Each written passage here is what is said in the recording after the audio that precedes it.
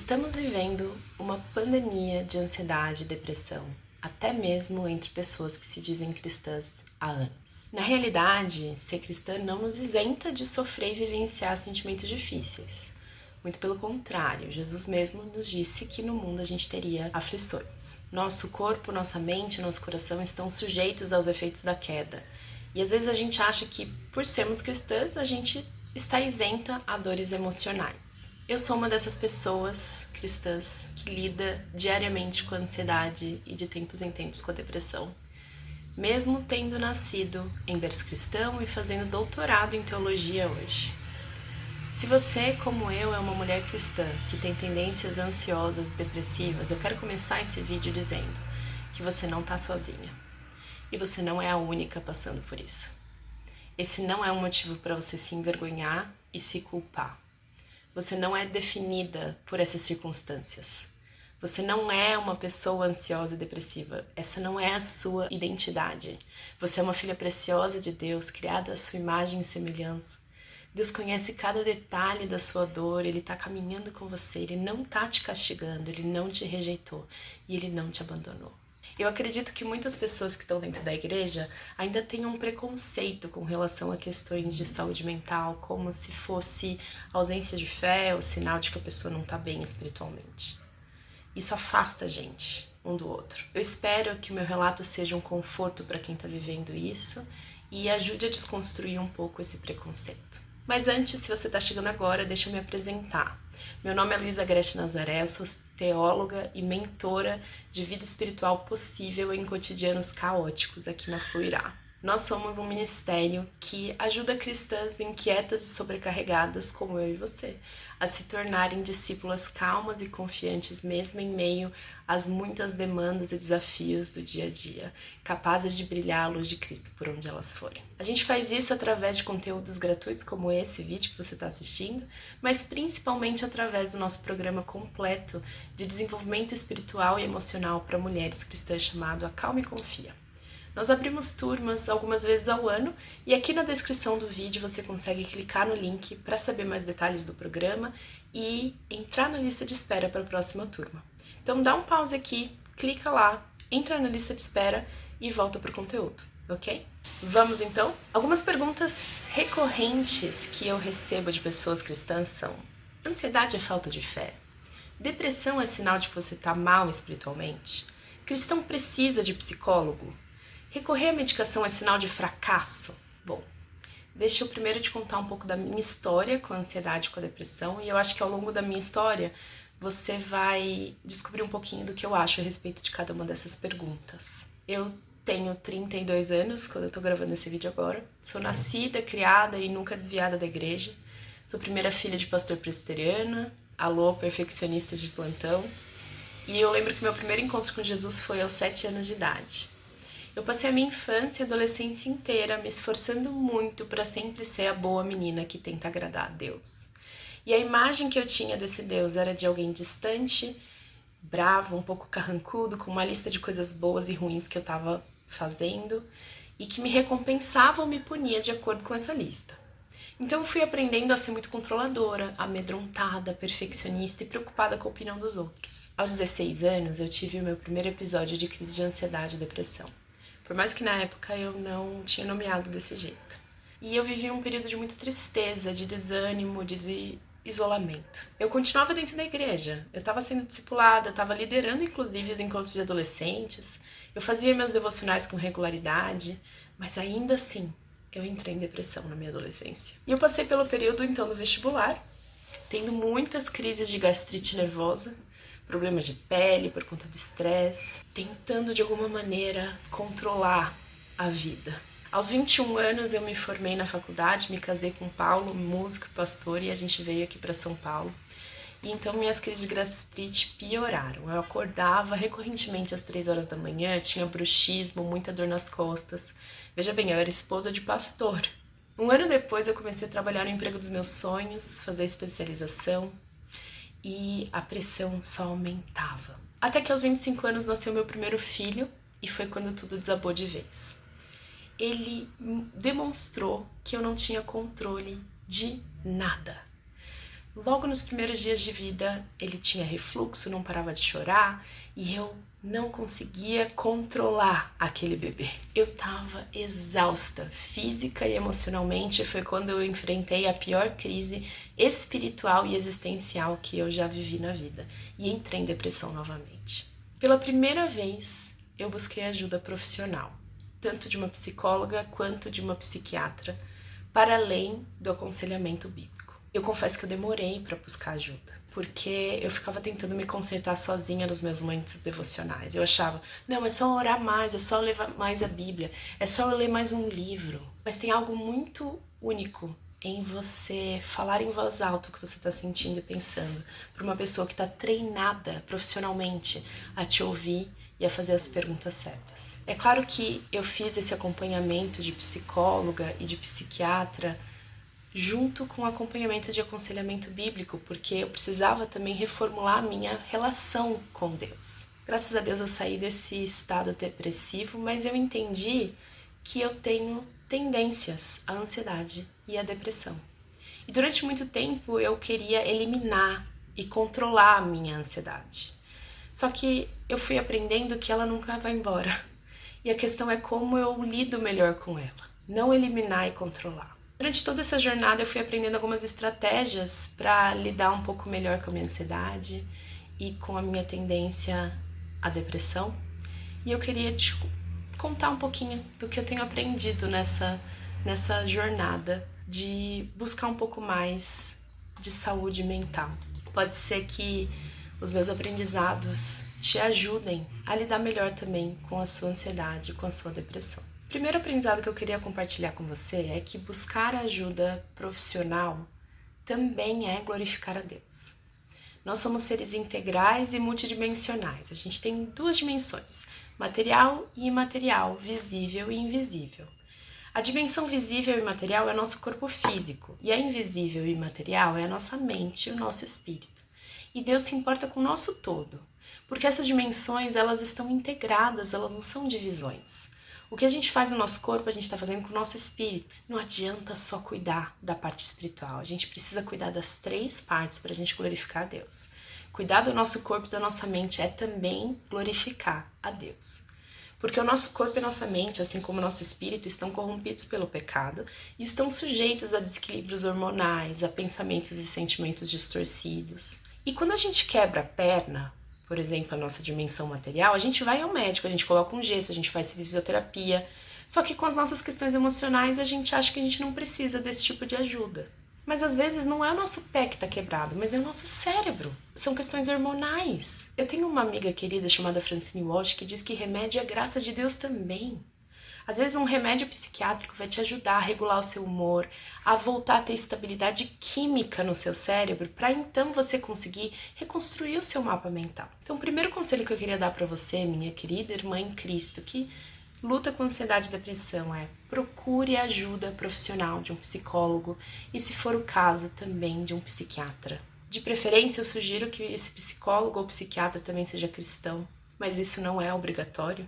Eu sei que existe um corpo de psicólogos e psiquiatras cristãos em que você consegue buscar os seus associados, é só buscar na internet. E aqui na Fluirá, para as nossas alunas, a gente tem uma lista de psicólogos que a gente também recomenda quando elas entram no nosso programa de desenvolvimento. Buscar ajuda não é sinal de fraqueza, mas sim de coragem e humildade. O segundo aprendizado que eu queria compartilhar é que é necessário fazer ajustes no nosso estilo de vida. Ainda dentro do cuidado com as três partes que nos constituem, a gente precisa fazer alguns ajustes nos nossos hábitos, porque o nosso corpo está interligado com a nossa mente, com o nosso espírito, e às vezes o nosso estilo de vida está nos adoecendo.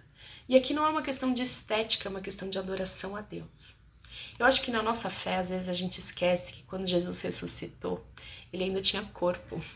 Quando a gente ressuscitar, também teremos corpos glorificados. A nossa dimensão material, do nosso corpo físico, importa muito para Deus também. Então, alguns ajustes que eu fiz no meu estilo de vida foram aprender que eu precisava movimentar o meu corpo um pouquinho todo dia, me alimentar com aquilo que vai me energizar de forma duradoura, tomar água e dormir cedo. Esses são hábitos que eu acho que são hábitos básicos para um estilo de vida de adoração a Deus, que compreende que nós somos templo do Espírito Santo e que cuidar do nosso corpo também é um ato de devoção a Deus. De novo, não é questão de estética, é questão de adoração.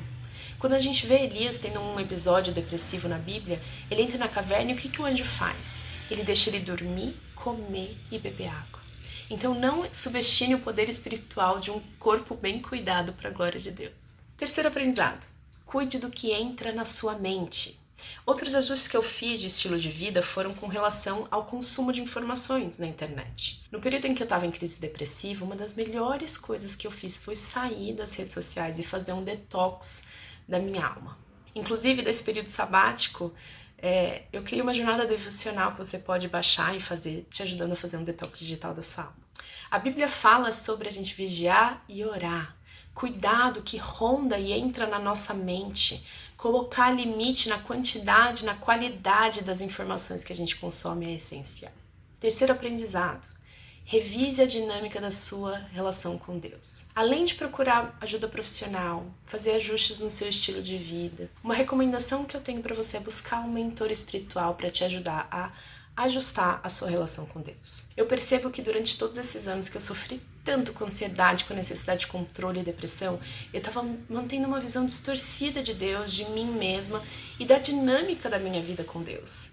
Então, além de ajuda profissional, de ajustes no seu estilo de vida, busque ajuda espiritual de pessoas que estão próximas de você, dos seus pastores, e também de pessoas que estão fora, mas que mostram os frutos da vida de intimidade com o Senhor. Você pode fazer isso através de livros, ou então através do nosso programa de desenvolvimento espiritual aqui na Fluirá. Em um próximo vídeo eu vou contar um pouco mais quais foram esses ajustes que eu precisei fazer na minha dinâmica da vida com Deus, tá bom? Terceiro aprendizado é que a gente precisa manter amizades espirituais. Eu sei que quando a gente está presa no ciclo da ansiedade, nossa vontade é da gente se isolar. Mas eu gostaria muito de te recomendar que você busque pessoas que vão ser confiáveis e que vão te ouvir. Não te dar conselhos, mas só te ouvir, chorar com você e orar com você. Quarto aprendizado, silencie sua mente com a Bíblia. Outra recomendação que eu te dou é que você pratique um método cristão de meditação. A Bíblia diferencia leitura e reflexão de meditação, são duas coisas diferentes. E a nossa sociedade é tão racionalizada que quando a gente pensa em ler a Bíblia, a gente pensa em estudar, sistematizar, mas a meditação na Bíblia significa ruminar e mastigar, passar tempo com uma verdade. Um método cristão milenar de meditação é chamado Lectio Divina, e ele é praticado desde os primórdios da igreja, une 4 disciplinas espirituais em uma só, que é o silêncio, a solitude, a leitura e a oração. Eu não vou passar aqui muito tempo explicando a Lectio Divina, porque eu pretendo gravar um outro vídeo só sobre isso, mas eu recomendo muito que você use a Lectio Divina como uma forma de gerenciar seus pensamentos e emoções, criando um espaço na sua mente para que a palavra de Deus faça morada no seu coração ao invés das suas preocupações. Um outro aprendizado foi a necessidade de aprender a redimir as minhas emoções aos pés da cruz através de um diário. Muitas de nós não fomos educadas emocionalmente, a gente não sabe o que fazer com as emoções difíceis a não ser reprimir ou tentar fugir dela. Mas a Bíblia nos traz outra abordagem com relação às nossas emoções, que é traga todas elas para Jesus. Os salmos estão recheados das mais diversas emoções humanas, ódio, inveja, tristeza, desânimo, desamparo. E existe uma forma de lidar com as emoções sem reprimi-las, mas também sem deixar que elas nos governem. Se você tem um pouco de interesse nisso, eu dei um workshop com a Maíra, uma amiga querida que é psicóloga e instrutora de Mindfulness para cristãos. Eu vou deixar o link na bio aqui também, na descrição desse vídeo. Então, mantenha o hábito de trazer todas as emoções diante do Senhor através de um diário. Todo dia eu respondi umas perguntas simples antes do meu momento devocional. Como que eu estou me sentindo? Por que eu estou me sentindo dessa maneira? O que esse sentimento diz sobre mim, sobre Deus, sobre a vida? Eu posso ter 100% certeza de que isso é verdadeiro? E por último, mas não menos importante, o que o Senhor diz sobre isso? O que a palavra do Senhor diz sobre isso? Essa prática de manter um diário e você colocar ali, a gente chama dentro do nosso programa de desenvolvimento espiritual, essa prática de fazer um check-in emocional. Você fazer um check-in emocional no seu diário, vai te ajudar muito a sondar o seu coração e vai trazer pauta para sua oração. E vai te ajudar muito, inclusive, no momento da terapia, de você recordar o que de fato você tem pensado, quais são as questões que têm rondado a sua mente. Outro aprendizado que eu queria passar para você é a necessidade da gente aprender a se mover por convicção e não por motivação. Eu não posso esperar ter vontade de me movimentar, de comer mais saudável, de ler a Bíblia, de orar, para então fazer. Principalmente quando a gente está em depressão. A gente não pode esperar pela força da nossa vontade, a gente não pode esperar pela nossa motivação, a gente não pode esperar pelas nossos sentimentos e pelas nossas sensações estarem boas para então a gente fazer. Não podemos depender disso. Porque a nossa vontade, as nossas motivações, nossas sensações, nossos pensamentos estão corrompidos pelo pecado. Então vão ter dias que eu só vou querer ficar deitada na cama e não fazer aquilo que eu tenho convicção de que vai fazer bem para mim. Lembra do que o apóstolo Paulo diz, aquilo que eu quero eu não faço? É a nossa luta contra a nossa condição pecaminosa. Então, o que eu tenho aprendido e nem sempre colocado em prática tanto quanto eu queria, é que eu preciso continuar fazendo aquilo que me leva para um estado de saúde, mesmo que eu não tenha vontade. Eu costumo dizer para as minhas alunas no Acalme e Confia, não espere pela vontade. Vai que a vontade te segue, ou não. Se a vontade não seguir depois, tudo bem também, porque o importante é você estar se movendo por convicção. Eu tenho convicção de que sentar aqui agora e ler a minha Bíblia e orar vai trazer saúde para o meu corpo, mesmo que eu não sinta vontade, mesmo que eu não sinta que isso tenha tido algum efeito. Eu tenho convicção de que está fazendo algo por mim. Outro aprendizado importante é você ter paciência com o processo. A jornada vai levar tempo, a gente precisa ser gentil com a gente mesma e se permitir ter dias bons e ruins. Entender que do lado de cada eternidade não vão ser só dias bons, que os dias ruins vão fazer parte também e não se assustar tanto quando eles chegarem. Entender que eles fazem parte da jornada e saber que nesse processo Deus está nos acompanhando com a sua bondade, com a sua fidelidade. Ele está trabalhando em nós e por nós, mesmo quando a gente não está conseguindo ver os resultados imediatos. Isso nos mantém nas nossas convicções. Então, recordando os aprendizados que eu passei para você aqui, o primeiro deles é buscar ajuda profissional, também é glorificar a Deus.